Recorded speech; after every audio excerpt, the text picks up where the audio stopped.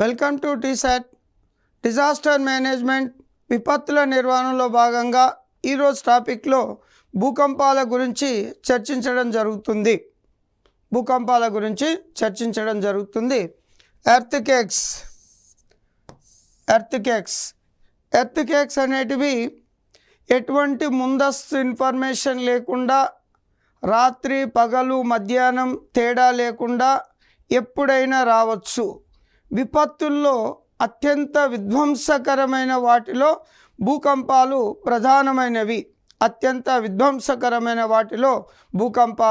ప్రధానమైనవి. మానవ జీవితాన్ని, ఆర్థిక వ్యవస్థను చిన్నాభిన్నం చేయడంలో ఇవి ప్రముఖ పాత్ర వహించడం జరుగుతుంది.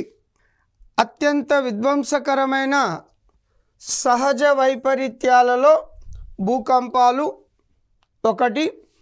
ఇది ప్రపంచవ్యాప్తంగా భూకంపాలు పెద్ద ఎత్తున ఆస్తి, ప్రాణ నష్టాలకు కారణమవుతున్నవి. భారతదేశ భౌగోళిక విస్తీర్ణంలో 59% భూకంపాలకు అనువుగా ముప్పు పొంచి ఉండడం జరిగింది. అంటే భారతదేశ విస్తీర్ణం మొత్తం 100% అనుకున్నట్లయితే 59% భూభాగం భూకంపాలకు వచ్చే అవకాశం కలదు. ఈ భూమిలో 3 పొరలు ఉండడం జరుగుతుంది. 1 భూపటలం, 2 భూప్రవారం, 3 భూకేంద్రం. భూమి లోపల 3 పొరలు. 1 భూపటలం, ఇది 60 కిలోమీటర్ల వరకు ఉంటుంది. 2వది భూప్రవారం, 2900 కిలోమీటర్ వరకు ఉంటుంది. భూకేంద్రం 6400 కిలోమీటర్ వరకు ఉండడం జరుగుతుంది. ఈ భూపటలంలో కెమికల్ తీసుకున్నట్లయితే మనకు సిలికా ప్లస్ అల్యూమినియం, దీన్నే సియాల్ పొర అని పిలవడం జరుగుతుంది. భూప్రవారంలో కెమికల్ తీసుకున్నట్లయితే సిలికా ప్లస్ మెగ్నీషియం, దీన్నే సీమా పొర అనడం జరుగుతుంది. భూకేంద్రంలో తీసుకున్నట్లయితే నికెల్ ప్లస్ ఫెర్రస్, నీఫే పొర అని పిలవడం జరుగుతుంది. ఇవి భూ ఉపరితలం నుంచి భూగర్భంలో ఉండే ప్రధానమైన పొరలు.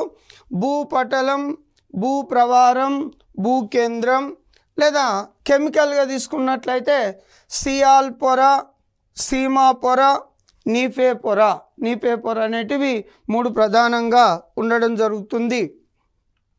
లేయర్స్ ఆఫ్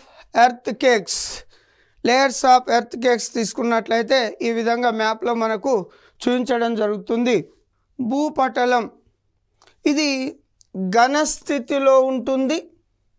దీని రసాయన సంఘటన సియాల్ అనగా సిలికా ప్లస్ అల్యూమినియం. ఇది తేలికగా ఉంటుంది. భూపటలం తేలికగా ఉండడం జరుగుతుంది. భూపటలం యొక్క మందం సుమారు 60 కిలోమీటర్ల వరకు ఉండడం జరుగుతుంది. భూప్రవారం ఇది మనకు 2900 కిలోమీటర్ల లోతు వరకు ఉంటుంది. భూప్రవారంలో సాంద్రత 5 నుంచి 7 వరకు సెంటీమీటర్ వరకు ఉంటుంది. దీని రసాయన సాంకేతికం సీమా. సిలికా ప్లస్ మెగ్నీషియం అనే మూలకాలు ఇందులో ప్రధానంగా ఉండడం జరుగుతుంది. భూకేంద్రం ఇది సుమారు 6371 కిలోమీటర్ లేదా 6400 కిలోమీటర్ వరకు ఉంటుంది. రసాయన సంఘటన నీఫే అంటే నికెల్ ప్లస్ ఫెర్రస్. ఇది పాక్షికంగా ఘన ద్రవ స్థితిలో ఈ కేంద్రం ఉండడం జరుగుతుంది. భూకంప తరంగాలు భూకంపాలు సంభవించినప్పుడు వెలువడే శక్తి తరంగాల రూపంలో వెలువడుతుంది. భూకంపాలు ఏర్పడినప్పుడు మూడు రకాల తరంగాలు వెలువడడం జరుగుతుంది. ఒకటి పి తరంగాలు లేదా ప్రాథమిక తరంగాలు, ఎస్ తరంగాలు లేదా ద్వితీయ తరంగాలు, ఎల్ తరంగాలు లేదా దీర్ఘ తరంగాలు. ఈ మూడు తరంగాల ధర్మాలు వేరువేరుగా వేగంలో ఉండడం జరుగుతూ ఉంటుంది. Types of waves P waves ఇవి ప్రాథమిక తరంగాలుగా పిలవడం జరుగుతుంది. ఎస్ వేవ్స్ అంటే ద్వితీయ తరంగాలుగా పిలవడం జరుగుతుంది. లాంగ్ వేవ్స్ ఇవి దీర్ఘ తరంగాలుగా పిలవడం జరుగుతుంది. పీ తరంగాలు శబ్ద తరంగాలను పోలి ఉంటవి. వీటిని పుష్ తరంగాలు అని కూడా పిలవడం జరుగుతుంది. ఇవి ఘన ద్రవ వాయు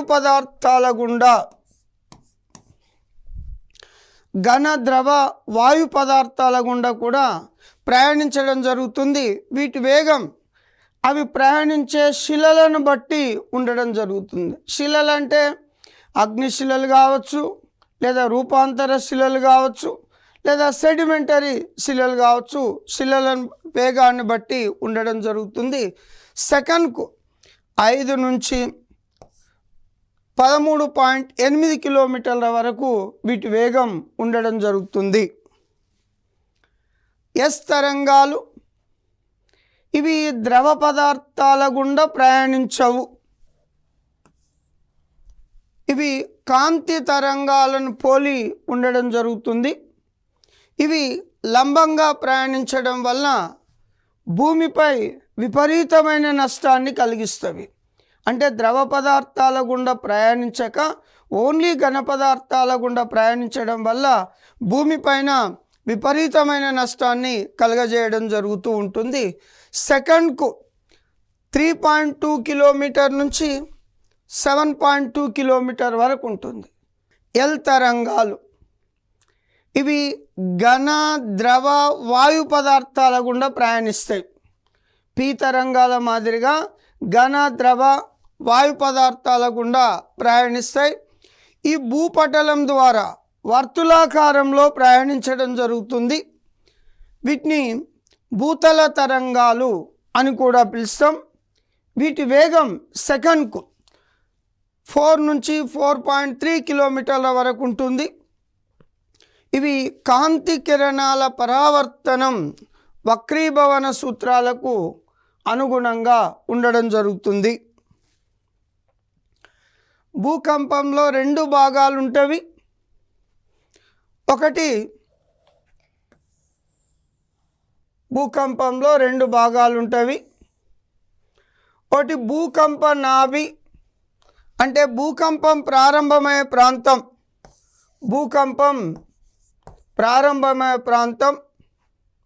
2 అభికేంద్రం. ఇది భూకంపానికి ప్రారంభమయ్యే ప్రాంతానికి ఉపరితలంలో ఉన్నదాన్ని అధికేంద్రం లేదా అభికేంద్రంగా పిలవడం జరుగుతుంది. ఈ భూకంపంలో భూకంప నాభి వద్ద తక్కువ నష్టం ఉంటుంది. అధికేంద్రం వద్ద అంటే భూమి ఉపరితలం పైన ఎక్కువ నష్టం కలుగజేయడం జరుగుతుంది. 2 భాగాలు భూకంప నాభి, ఎపిసెంటర్ అంటే అధికేంద్రంగా పిలవడం జరుగుతుంది.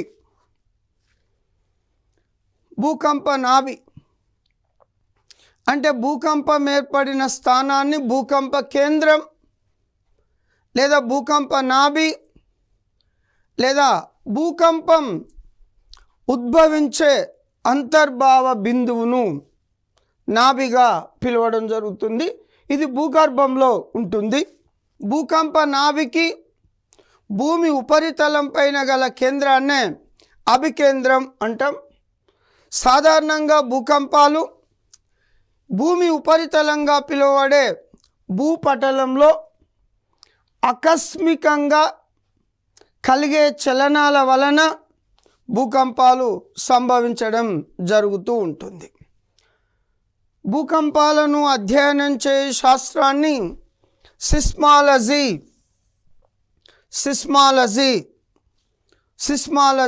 అని పిలుస్తాం.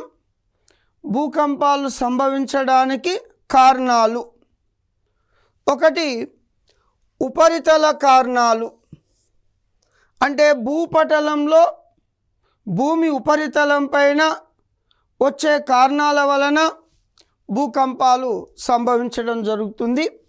రెండోది అగ్నిపర్వత సంబంధ కారణాలు. అగ్నిపర్వతాలు పేలినప్పుడు భూగర్భంలో ఉన్న మాగ్మా అనే పదార్థం భూమి ఉపరితలానికి వచ్చి చల్లారిన తర్వాత లావాగా మారుతుంది.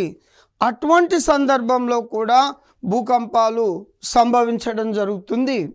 ఇంకోటి స్థితిస్థాపక నిరోధక సిద్ధాంతం, అంటే భూమిలో ఉన్న పొరల్లో కదలికల వలన వాటిలో ఏర్పడే సర్దుబాట్ల వలన కూడా భూకంపాలు రావడం జరుగుతుంది. ఇంకోటి పాతాళ సంబంధ కారణాలు, అంటే భూమి అనేది అనేక పలకల చేత ఏర్పడింది. ఈ పలకల కదలిక వలన కూడా భూకంపాలు సంభవించే అవకాశం ఉంది. భూకంపాలు రకాలు, అంటే నాభి లోతు ఆధారంగా భూకంపాలను 3 రకాలుగా విభజించవచ్చు. నాభి లోతు అంటే భూకంపం ప్రారంభమయ్యే ప్రాంతం ఆధారం చేసుకొని 3 రకాలుగా విభజించవచ్చు. ఒకటి గాథా భూకంపాలు, 2 మాధ్యమిక భూకంపాలు, 3 అగాధ భూకంపాలు. గాథా భూకంపాలు అనేటివి భూమి ఉపరితలం నుంచి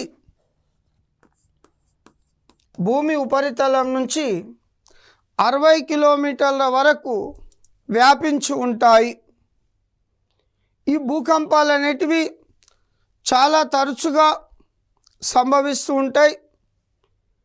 ఈ రకమైన భూకంపాల వలన భూమి ఉపరితలంలో అత్యధికంగా విధ్వంసం జరుగుతూ ఉంటుంది. రెండోది మాధ్యమిక భూకంపాలు అనేటివి 60 కిలోమీటర్ల లోతు నుంచి 300 కిలోమీటర్ల లోతు వరకు వ్యాపించి ఉంటాయి. మూడవది అగాధ భూకంపాలు. ఈ అగాధ భూకంపాలు అనేటివి 300 కిలోమీటర్ల నుంచి 700 కిలోమీటర్ల లోతు వరకు అగాధ భూకంపాలు ఉండడం జరుగుతుంది. అంటే ఒక రకంగా చెప్పాలంటే భూకంప నాభి లోతు తగ్గే కొద్దీ భూకంపం యొక్క తీవ్రత ఎక్కువగా ఉంటుంది. భూకంప లక్షణాలు భూకంపాలు స్వతహాగా సిద్ధంగా సంభవిస్తాయి. వీటి యొక్క సహజ లక్షణం, వీటికి రాత్రి పగలు మధ్యాహ్నం అనే ఎటువంటి తేడా లేకుండా, ఎటువంటి ముందస్తు హెచ్చరికలు లేకుండా ఆకస్మికంగా సంవత్సరంలో ఎప్పుడైనా సంభవించడం జరుగుతుంది. భూకంపాల వలన వరదలు, మనకు తుఫాన్లు, ఇతర ప్రధాన ఆకస్మిక విపత్తులకు ఇవి దారి తీయడం జరుగుతుంది. భూకంపాలను కొలవడం అంటే భూకంపాల యొక్క తీవ్రత ఎంత ఉంటుంది అనే దాన్ని బట్టి భూకంపాలను కొలవడం అనేది ప్రధానంగా జరుగుతుంది. భూకంపాలను భూకంపలేఖిని అనే యంత్రంతో తీవ్రతను నమోదు చేయడం జరుగుతుంది. ఇది రేఖాచిత్రంగా ఉండడం జరుగుతుంది భూకంపలేఖిని. ఇక రెక్టార్ స్కేల్, భూకంపం సంభవించినప్పుడు ఎంత శక్తి విడుదలైంది అనే దాన్ని తెలియజేయడానికి రెక్టార్ స్కేల్ను ఉపయోగించడం జరుగుతుంది. రెక్టార్ స్కేల్ను 1935లో అమెరికాకు చెందిన డాక్టర్ చార్లెస్ ఫ్రాన్సిస్ రెక్టర్ అనే శాస్త్రజ్ఞుడు ఒక స్కేల్ను రూపొందించడం జరిగింది.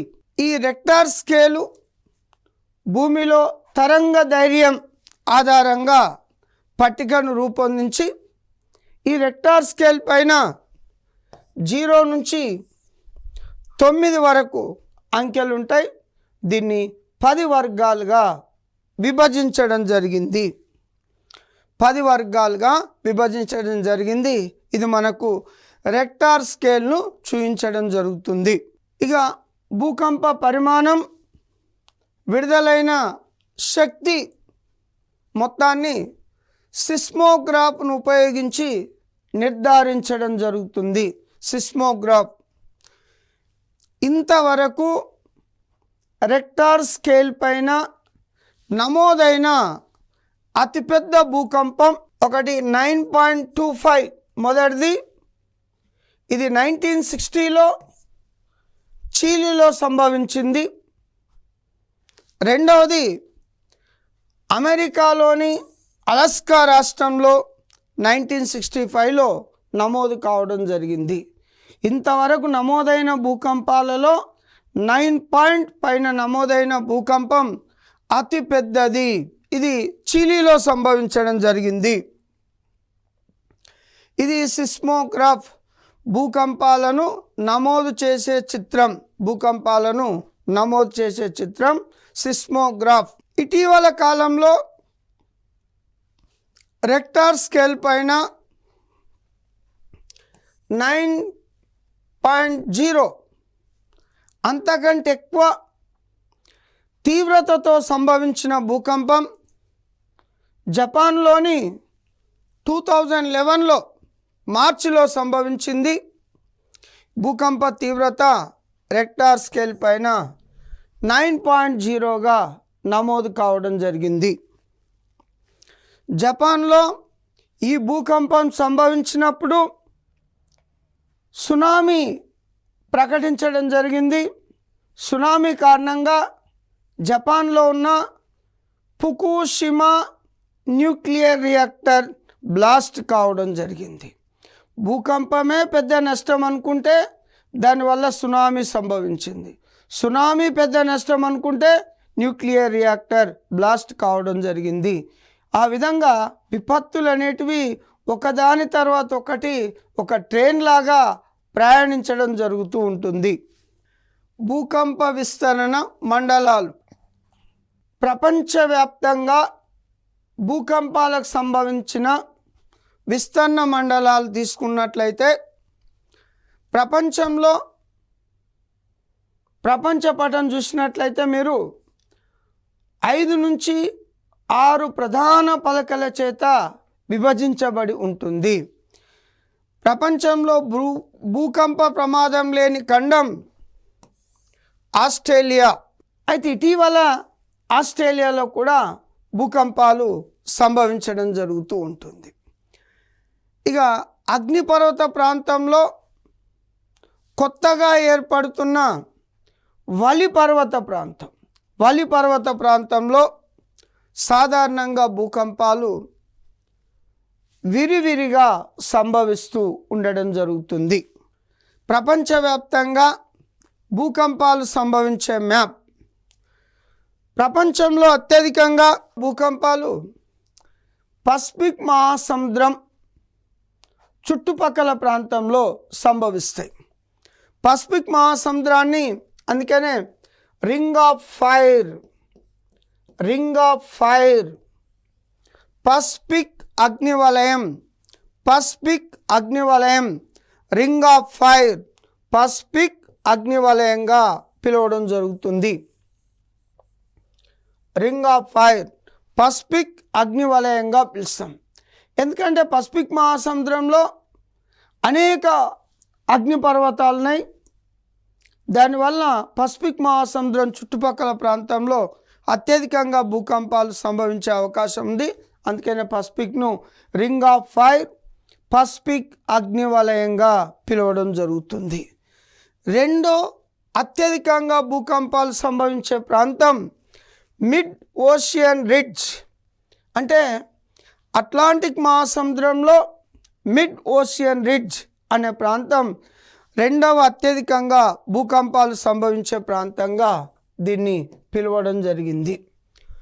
ఇక మూడవ అత్యధికంగా భూకంపాలు సంభవించే ప్రాంతం హిమాలయన్ రీజన్, హిమాలయ పర్వతాల నుంచి ఆల్ప్స్ పర్వతాల వరకు అత్యధికంగా భూకంపాలు సంభవించే అవకాశం ఉంది.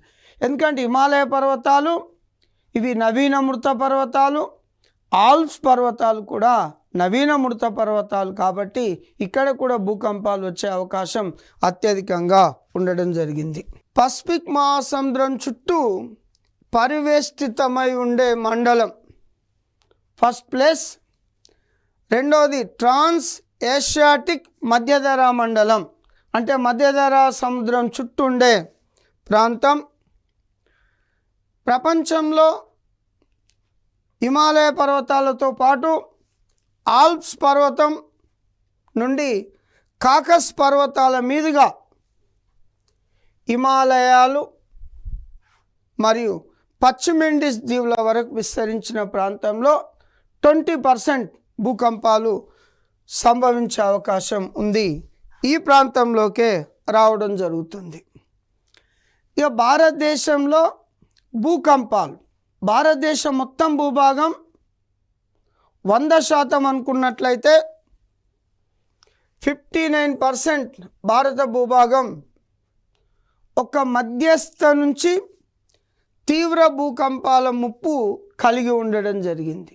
మధ్యస్థం నుంచి తీవ్ర భూకంపాల ముప్పును కలిగి ఉంది.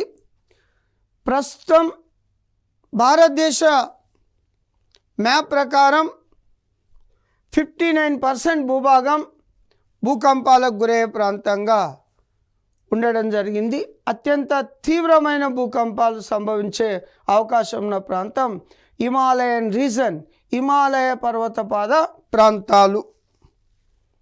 హిమాలయ పర్వతపాద ప్రాంతాలు భారతదేశంలో భూకంపాలకు సంబంధించింది. ఇది మ్యాప్ చిత్రం. అత్యధికంగా జోన్ నంబర్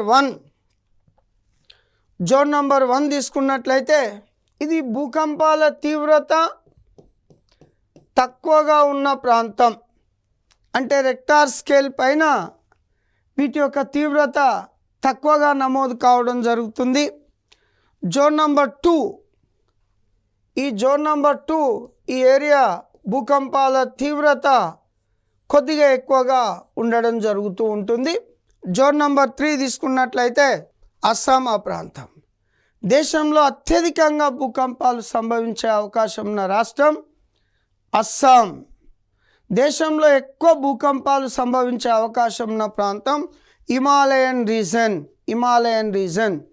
దేశంలో అతి తక్కువ భూకంపాలు దక్కన్ పీఠభూమి, అంటే అతి పురాతనమైన పీఠభూమి అగ్నిశిలల చేత ఉన్నది కాబట్టి ఈ పీఠభూమిలో భూకంపాలు అనేటివి తక్కువగా సంభవించే అవకాశం ఉంటుంది. సుమారు 50 సంవత్సరాల స్వల్ప వ్యవధిలో 4 అత్యంత తీవ్రమైన భూకంపాలు సంభవించినాయి. ఒకటి షిల్లాంగ్ పీఠభూమి 1897లో సంభవించింది. తీవ్రత 8.7 నమోదు కావడం జరిగింది. హిమాచల్ ప్రదేశ్ కాంగ్రా లోయలో 1905లో 8.0 తీవ్రతతో భూకంపం సంభవించింది. మూడవది తీసుకుంటే బీహార్ నేపాల్ సరిహద్దుల్లో 1934లో భూకంపం సంభవించింది. 8.3 తీవ్రతతో రావడం జరిగింది. 4వది అరుణాచల్ ప్రదేశ్ టిబెట్ సరిహద్దుల్లో 1950లో సంభవించింది. ఇది 8.6 తీవ్రతతో నమోదు కావడం జరిగింది. ఇండియాలో భూకంప మండలాలు బ్యూరో ఆఫ్ ఇండియన్ స్టాండర్డ్ తాజాగా రూపొందించిన భూకంప మండలాల మ్యాప్ భారతదేశాన్ని 4 భూకంప మండలాలుగా విభజించారు. 4 భూకంప మండలాలుగా విభజించడం జరిగింది. భారతదేశంలో భూకంప మండలాలు భారత భూభాగం దానికి వైపరీత్యాలకు గురయ్యే తీవ్రత సిస్మిక్ జోన్లో 2 పైనుంచి వర్గీకరించడం జరిగింది. ఇది భారతదేశంలో భూకంపాలకు సంబంధించిన భూకంప మండలాలు నంబర్ 4, నంబర్ 5, 3, 2 ఇవి 4 మండలాలుగా వర్గీకరించడం జరిగింది. జోన్ 5, ఈ జోన్ 5 అనేది అత్యంత తీవ్రమైన భూకంప మండలం. ఇక్కడ 1964లో భూకంప తీవ్రత 9 కలిగిన ప్రాంతాలు ఈ మండలం పరిధిలోకి రావడం జరుగుతుంది. అంటే ఈ జోన్లో వచ్చేటివి ఈశాన్య రాష్ట్రాలు, గుజరాత్లోని కచ్ ప్రాంతం, హిమాచల్ ప్రదేశ్, జమ్మూ అండ్ కాశ్మీర్, ఉత్తరాఖండ్, బీహార్, గుజరాత్ ప్రాంతాలు మరియు అండమాన్ నికోబార్ దీవులు ఈ జోన్ పరిధిలోకి రావడం జరుగుతుంది. ఇది భారతదేశంలో ప్రధానంగా భూకంపాలు సంభవించే జోన్లుగా ఉన్నవి. హిమాలయన్ రీజన్ ఇది మనకు అత్యధికంగా భూకంపాలకు గురయ్యే ప్రాంతంలో కలదు.